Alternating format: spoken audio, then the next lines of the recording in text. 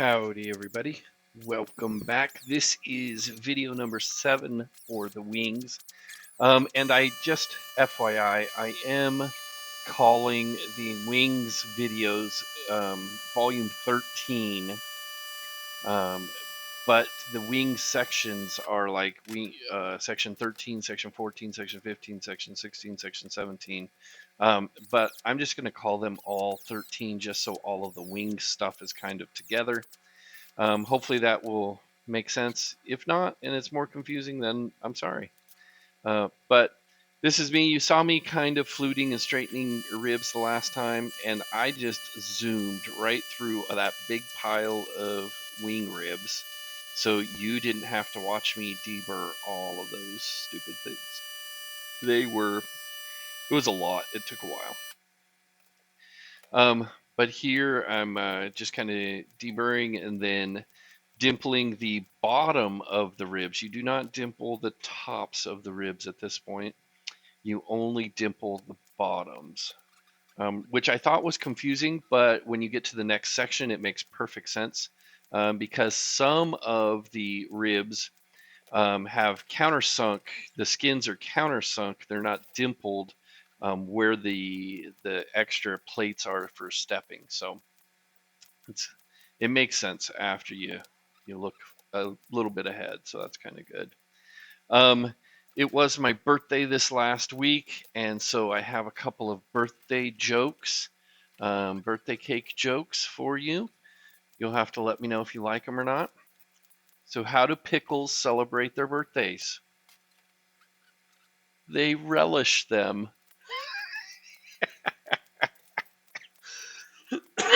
Oh my goodness.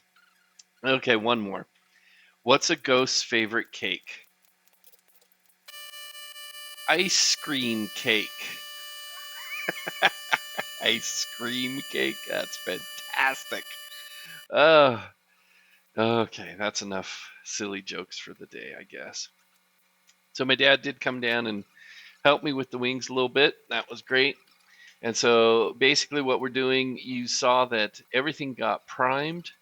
It got all scuffed and then it got primed. You guys did not have to watch that either. You should really be thanking me because that took a while as well.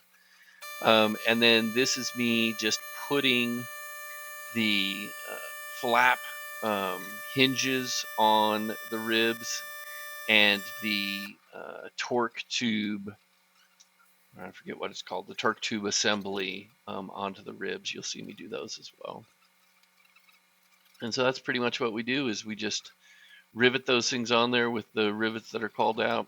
It is pretty easy. There's a couple of them that are kind of hard to get to in the middle. You kind of have to go through the hole to get to them, but nothing you guys haven't done before. If you're building a plane, it's pretty easy. You get used to that.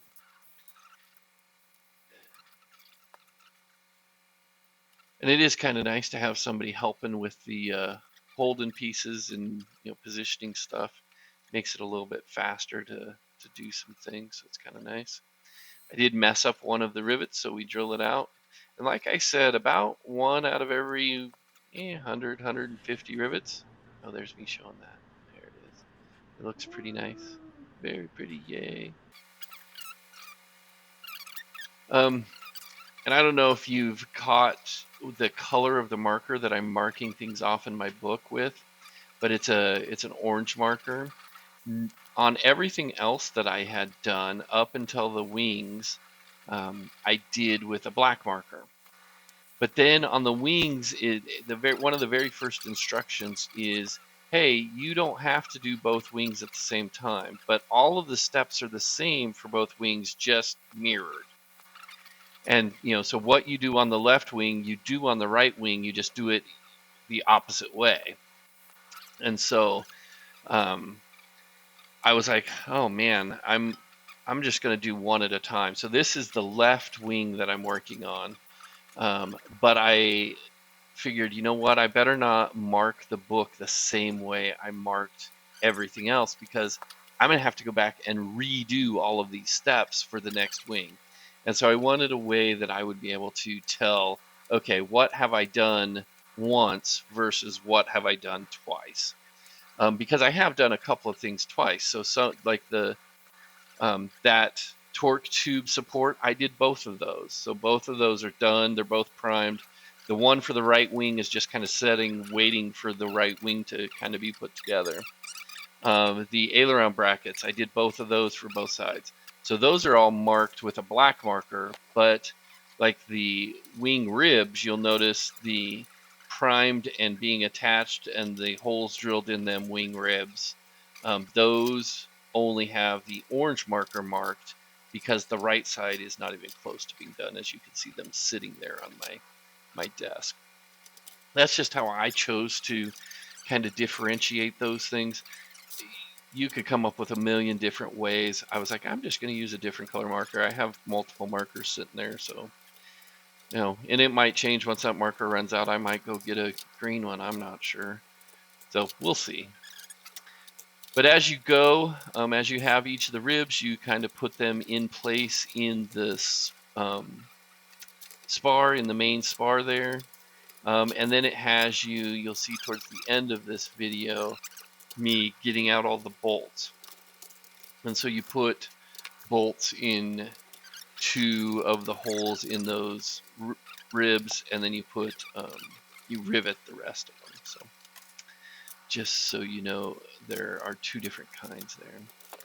And you could kind of see that last image, you could kind of see how the ribs are in one way and then in a different way. So that, so some face inboard, some face outboard, so you have to kind of pay attention to that stuff. And then we kind of take a break, and then this is me. You can see me kind of breaking out my big box of bags of stuff. I love my wonderful box that is nice and organized, so all I got to do is find what bag they're in, and then I can easily get to it. So that's me just looking for them, trying to figure out what bag stuff is in. And I left my dad out there for some reason. I don't know why. But I found out what bag they're in, and then I go and get them and start setting them out, and then we start putting them together. And you can't see from here, but I do have an air conditioner in my garage, which makes it somewhat bearable. But it started to go out, so now I have a new air conditioner. So I'm hoping when I go out to work on the plane tomorrow, it is nice and cold in there. That would be awesome. So, and here we're just trying to figure out, okay, where the holes go, what are we doing, what goes where, how many different places are there. And they have the little snap-on hole protectors, the little plastic pieces that kind of fit in the holes to protect wires that are run through the metal from chafing. And so there's 1, 2, or 3 holes in each rib, depending upon what rib it is. And they're of varying sizes depending upon what rib it is. And then you put the corresponding and the correct, excuse me, the correct little grommet thing in the right hole. Well, I had misdrilled one of the holes, and I'm going to show you a picture here real quick. You can see that, and if you don't pay really close attention, you can put the wrong size hole in the wing rib. I don't think it's a huge deal because some of the ribs have that size hole in them, so it was one size bigger than it was supposed to be. So I just used the next size up little grommet and figured if I need to order another grommet, I'll order another grommet. It's not that big of a deal. And then you start putting in bolts. And so there's all of your bolts. Pay close attention to which bolts it calls out for, because where they fit in the spar is different widths.